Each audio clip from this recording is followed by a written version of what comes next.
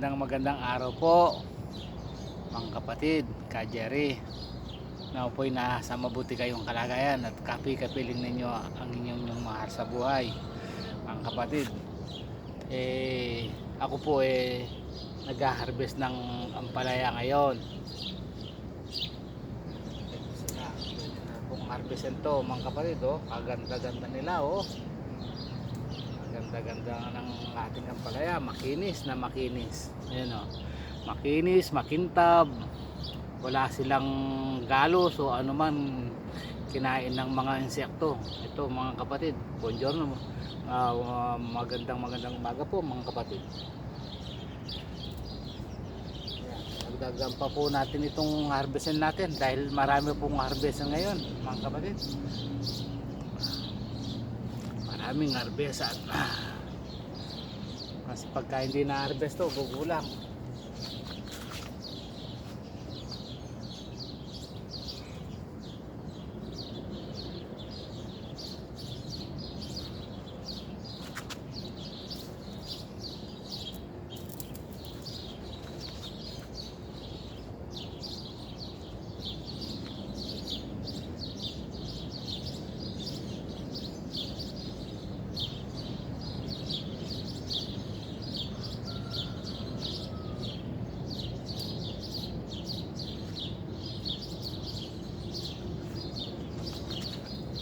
Marami pa po dito mga kapatid, dito sa kabilang side. Kapatid, ito na po yung na-harvest natin ngayong umaga. Meron pa po, dadagdagan pa po siguro natin to. Tititas din ako ng kapatid, na kalabasa. Mga kahit na ilan lang.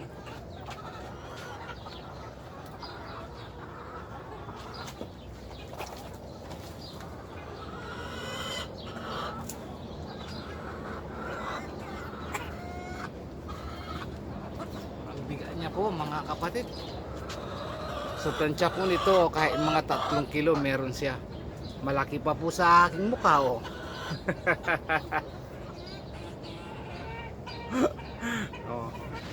mga tansya ko mga 3 kilo, mabibigyan po sila. Maganda ang variety nitong naibigay sa akin.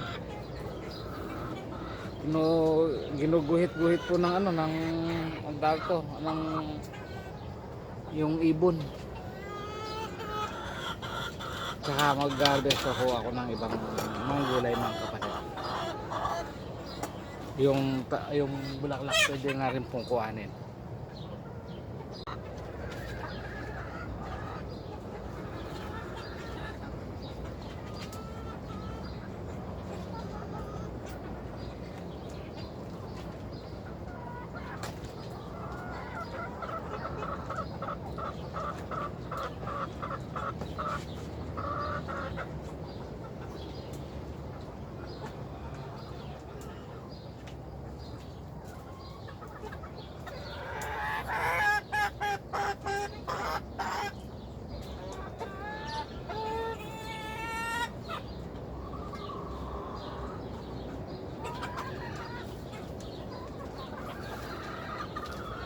Marami pa tayong makukuha mga kapatid ng bulaklak ng kalabasa.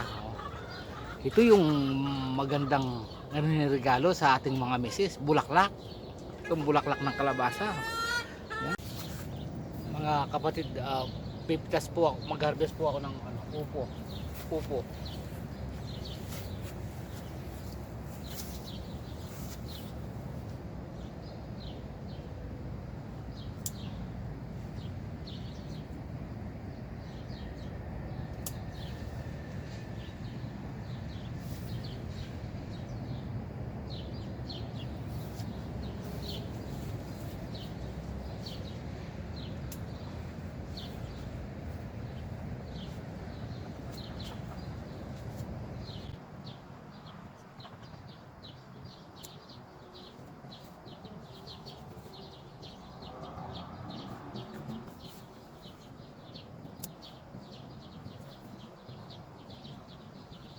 Ang dami pa pong mga bunga mga kapatid.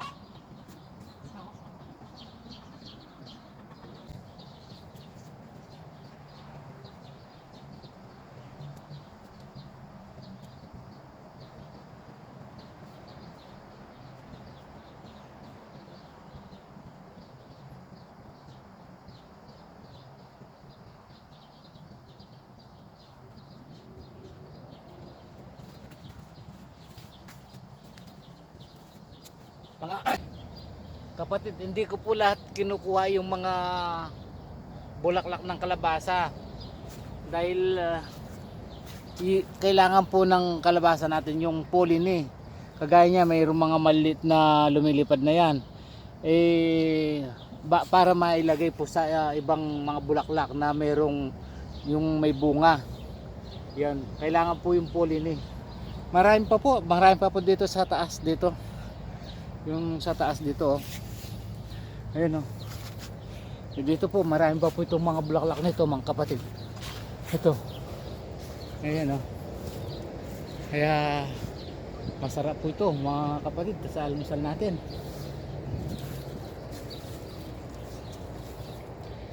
Ito, marami pa po tayong makukuha rito. Kagaya nito, yan po yung maliit na bunga na yan. Diyan sinasalin yung mga pollen eh. Dito po marami pa pong mga bulaklak dito mga kapatid. Ito, medyo malaki na rin to. Ayan, ayun sila, dami ng mga bulaklak pa dyan. Mga kapatid, ayan po yung sinasabi kong nagtatransfer ng mga pulini. Yan sila oh, kaganda oh. Yan, sinisip-sip niya po yung nasa loob. Tapos itatransfer niya. Ayun na, lumipad na siya oh. Ayan oh, palipad-lipad siya oh. Marami po sila. Sinisimsim po nila yan, yung mga pulini dyan sa loob na yan, at transfer sa ibang mga bulaklak. Yung mayroong mga bunga. Napagaling po. Oh, ayan oh, bumalik uli oh. Nakapag-transfer na oh, ayan oh. Ito na po mga kapatid ang na-harvest ko ngayon. Yan yun, itong mga opo. Napakakinis po mga kapatid. Ayan oh, makinis, walang galos. Yan oh, tsaka itong kalabasa. Yung bulaklak. Bulaklak ng kalabasa. Yan po yung na-harvest po natin ngayong umaga. Oh, tsaka itong ampalaya. Ito po yung maganda rito. Yung re-regalo natin sa ating mga misis. Itong mga bulaklak na ito. Nako, gustong gusto po nila yan. Lulutuin po nila yan eh. Oh. Di ba? Yan po yung na-harvest natin ngayong umaga mga kapatid. At ingat-ingat po kayo. Bonjour, good morning po sa inyong mga kapatid. At po nasa mabuti kayong kalagayan at kapiling ninyo ang inyong mga mahal sa buhay. Okay na po mga kapatid. Ingat-ingat po. God bless you. At sa ating mga mga dakilang magsasaka, shout out po sa inyo, sa ating mga frontliners, at sa ating mga OFW na walang sawang sumusubaybay sa atin. Thank you very much. Ingat po kayo. God bless you.